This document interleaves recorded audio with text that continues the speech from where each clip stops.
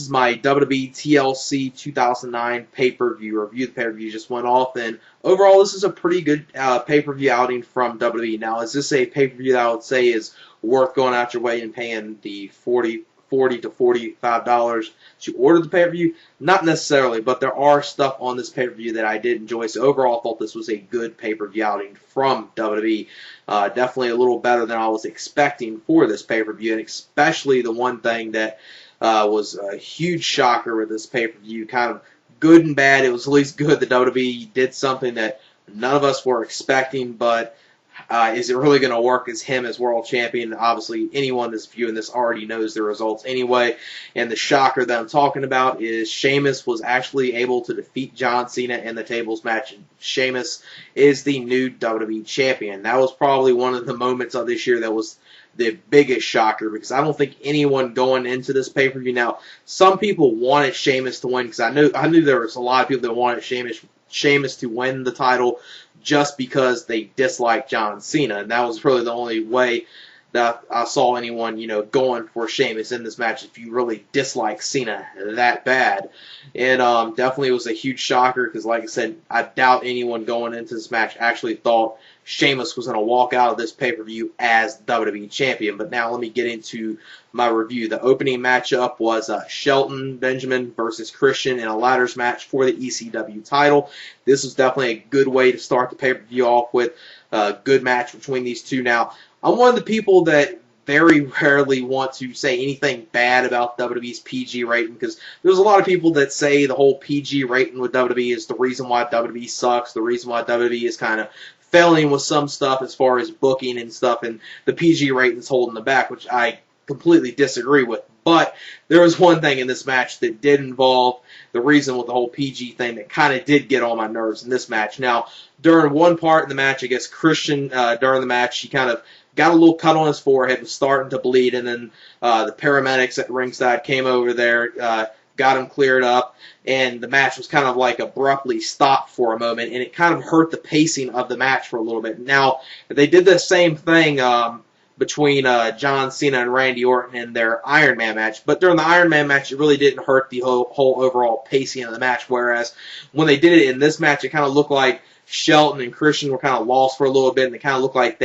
this whole part with the paramedic getting involved kind of abruptly stopping the match, kind of hurt the pacing of the match for a little bit, because it looked like they might have had something planned to do outside the ring if that part didn't get involved. But nonetheless, even looking away from that, that's really the only complaint with this match. I was expecting it to be a little better, but it's still a good ladder match. A couple good.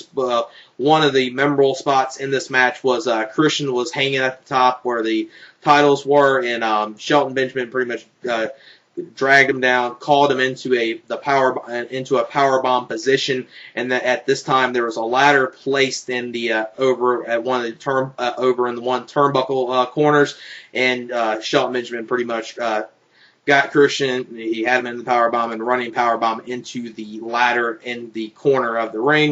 And that was a good spot right there. And then the end of the match comes when Shelton Benjamin, he was out. There was a ladder placed from the ring apron to the announcer's table, and Shelton Benjamin was going for his German suplex on Christian through the ladder. Christian got out of it, kind of did a little variation of a enziguri kick, or at least some way of the kick to Shelton Benjamin, and then Shelton pretty much landed on the ladder. Then Christian went to the top rope, and the ladder was obviously outside the ring from the ring apron to the announce table, and Christian hit the splash through the ladder to Shelton Benjamin. Then after that, Christian got into the ring and went up the ladder and grabbed the ECW championship. So Christian does retain the ECW title in a very enjoyable opener. Wasn't the match tonight, because there was one other match that was a little better, but still, this was a good way to start the pay-per-view off with.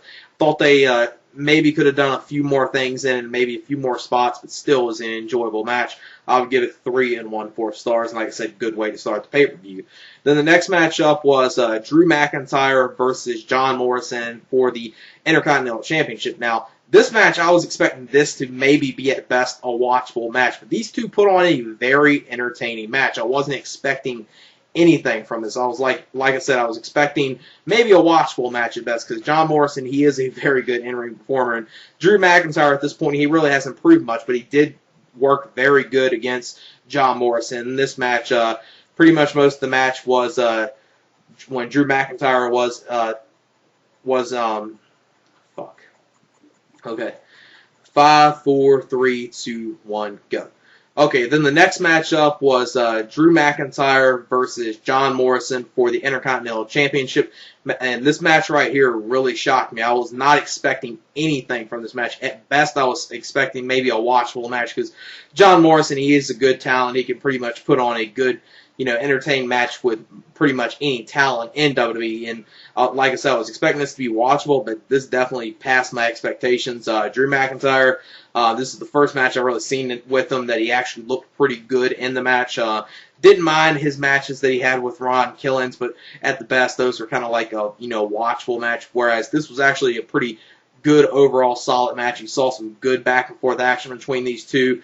When pretty much during this match, Drew McIntyre was pretty much doing a lot of technical stuff, working on the arm of John Morrison in this match. John Morrison got in some good stuff, and surprisingly during this match, John Morrison does lose the IC Championship to Drew McIntyre. And it kind of hurts John Morrison a little bit because this is his third pay-per-view in a row, losing in a match on pay-per-view. But the way he lost the Intercontinental Championship really didn't hurt him too much because Drew McIntyre did win the title in kind of shady fashions. When the ref wasn't looking, Drew McIntyre poked John Morrison in the eyes. Then after that, he hit the double underhook DDT to John Morrison. A very enjoyable match. Definitely better than I was expecting. 3 stars. And the next matchup was Michelle McCool versus Mickie James for the WWE Women's Championship. And this was, at best, I'll say this was a watchable match. It kind of dragged on a little bit because it kind of was very slow at the beginning, but there were some good parts in the match I did enjoy. So I'll give this match 2 stars, but it kind of dragged on a little bit. And the ending of the match was Layla got up on the ring apron, was pretty much holding Mickie James, and Michelle McCool was going for the big boot on Mickie James, and then accidentally hit Layla. Mickie James got out of the way. Then Mickie James rolled up Michelle McCool for just a 2 count. Then pretty much right after that, Michelle McCool hits the big boot kick to Mickie James to retain the WWE Women's Championship. At best, I'll give it 2 stars. It was at least watchable. Then the next matchup was Sheamus versus John Cena. Like I already said, I already gave the outcome of this match, and this was definitely the shocker of the night because no one was expecting Sheamus to walk out as WWE Champion. It actually wasn't a bad match. For a tables match, it was actually pretty entertaining, I would say. It was kind of like pretty much, 2 power wrestlers against each other, and if you dislike that a lot, you probably aren't going to like the match. But I thought there was some good brawling in this match, and overall it was at least entertaining. And for a tables match, it was pretty good because there's really not that many tables matches I could say that are really enjoyable. I mean, really the only tables match that really comes to mind when I'm like, what a great tables match is from the Royal Rumble 2000 with the Hardys and Dudleys. And other than that, I can't really remember any, great tables matches that are. And this was at least an entertaining match, a good brawling, like I said. And the end of the match comes when there's Sheamus and John Cena that are pretty much battling at the top. Sheamus was trying to stop John Cena from superplexing him through a table, and then pretty much a little stalling up there with them two. Then Cena pretty much gets thrown through the table, so Sheamus wins the title that way. So with this, it kind of makes sense a little bit, Sheamus winning a little bit, because he didn't have to, pin John Cena. He didn't have to make him submit, so that was the one thing. It didn't really hurt John Cena too much, since all he did was really push John Cena through a table. And I'm pretty sure this title reign with Sheamus won't last too long. I wouldn't be shocked if tomorrow night he's kind of like the Kane of this decade, where John Cena just defeats him 24 hours later on Monday Night Raw. That would not really shock me if they did something like that. Or if he does keep it to the Rumble, I highly, highly doubt he would keep it past the Rumble. Maybe another match with John Cena and Sheamus then, and I think that match pretty much will be the type of match I think most of us were expecting with this match, where Cena will pretty much dominate the whole match when they have another match against each other, since that will not be, a tables match. You'll actually have to end in, pinfall or submission. And overall, I'll give it 2 3/4 stars because at least enjoyable, and it was definitely a huge shocker that Sheamus won. Not really a fan of him winning because it's way, way too early to give someone like him a world title, especially since Monday Night Raw is, your top show. This guy really hasn't done enough to really, make him, hasn't really done enough to, make him championship worthy, at least at this moment. Yeah, maybe if they would have, had him just lose this match and just look good against John Cena, that might have worked out better than have him, win the championship after he's actually proved something. And he really didn't prove much in this match because it was enjoyable. Like I said, it was better than I was expecting, but still, it's way, way too early to give him the title. And I think a lot of people are probably going to dislike him as world champion. I doubt it's going to last that long. Then the next matchup was Batista versus Undertaker in a chairs match for the World Heavyweight Championship.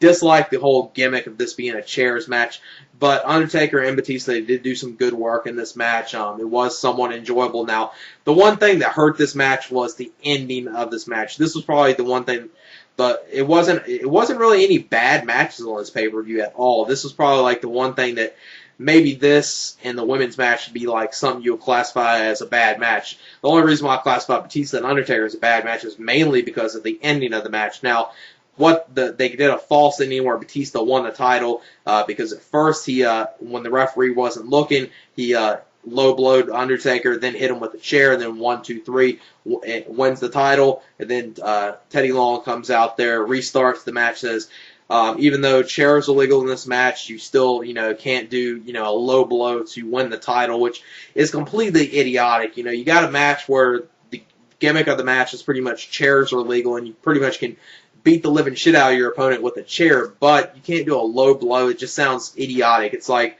let's do, no holds barred match. You pretty much can throw your opponent around the arena. You can pretty much do anything to him. But if you hit a low blow, you're going to get DQ'd and you're going to lose the match, which was really idiotic, I thought, right there. Then the match restarted very quickly. Undertaker hit the tombstone to Batista, so Undertaker does retain the World Heavyweight Championship. Just the ending of the match, obviously, chairs were legal, and it makes sense a little bit, but it sounds kind of idiotic as well. That you got this gimmick where chairs are legal, but if you hit a low blow on someone, you get DQ'd. It just kind of didn't add up to me. It was really idiotic, and I doubt I'm the only one that's really gonna.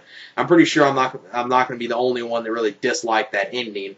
Then the next matchup was Randy Orton versus Kofi Kingston, and this match was definitely a match of the night, really enjoyable, good back and forth action, and Randy Orton did go over in this match. He did win the match, but it made Kofi Kingston look very, very good.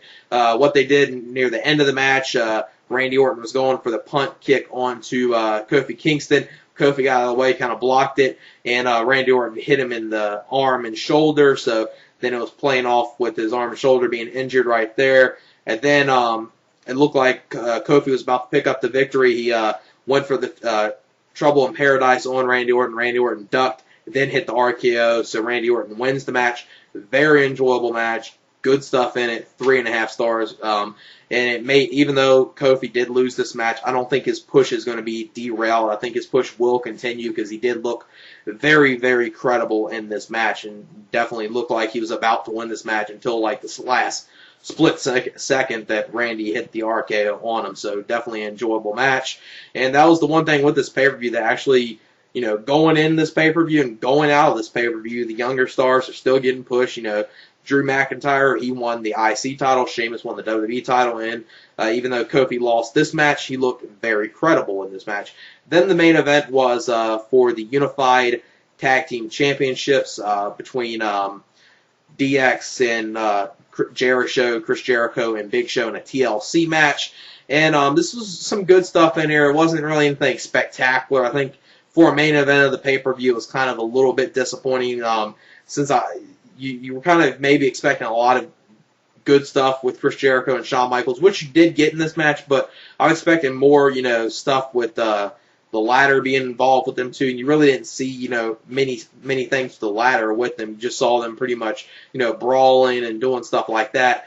And then the match ended kind of in a fashion where it kind of ended in a little botch.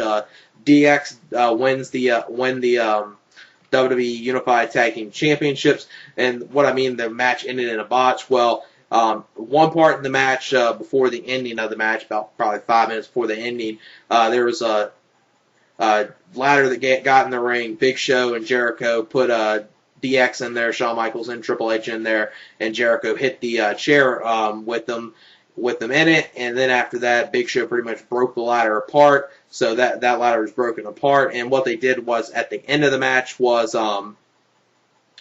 they did one spot where Jericho was pretty much looking like he was about to go up there, get the tag team championships, but there was a table placed out of the ring, and Jericho definitely looked like he injured himself, or at least is going to be a little banged up after this, because he was really supposed to land through the table, and the table, he really didn't, he missed the table, and pretty much looked like his back almost hit the leg of the table, so I'm pretty sure he's banged up right there. And then after that, with this half a ladder right here, DX, Triple H, and Shawn Michaels get the ladder and hold it and knock Big Show out the ring. Then with this little half a ladder, instead of getting another ladder, Triple H holds this half a ladder up. Shawn Michaels climbs up there, gets the Unified Tag Team Championships with DX winning. Then after that, the pyro goes off for Shawn Michaels and Triple H with DX, and the crowds, celebrate, and it ends that way. And overall, it was a good match, but for a main event on a pay-per-view, it was kind of a little disappointing. I would say 3 stars, probably 3 stars the best. I might even be a little generous right there, but it was pretty good, considering, Big Show's in the ladder match. He actually didn't do too bad, and he really didn't do much in the match as far as, getting on the ladder other than 1 or 2 spots, and that was about it. Which most of us were expecting. You did see some good stuff with Shawn Michaels and Chris Jericho. I was expecting a little more from them. And Triple H, obviously, knowing his injuries, obviously he didn't do too much with the ladders at all in this match. And overall, I give this pay-per-view about a 7.5 out of 10 because there were some good stuff on it. I would say this kind of it wasn't an average pay-per-view, I wouldn't say. It's kind of teetering, between an average pay-per-view to almost a good pay-per-view. It's kind of in between that line right there. I would say it's about, like I said, I'll give this pay-per-view a 7.5 out of 10 because there were some good stuff on it. I did enjoy the Christian and Shelton match to a good degree, and the Kofi Kingston Randy Orton match was very good, and it really shocked me how good the John Morrison and Drew McIntyre match was. And even the main event, for some of the stuff we saw, and it was at least entertaining, I would say. So you saw some good stuff on there. Really, you didn't see anything terrible on here. You might have seen, the Undertaker Batista match end in a bad way, but overall what they did in the match wasn't bad, and even the women's match was at least watchable. So like I said, give this pay-per-view a 7.5 out of 10, and that's it for my WWE TLC 2009 pay-per-view review. Peace.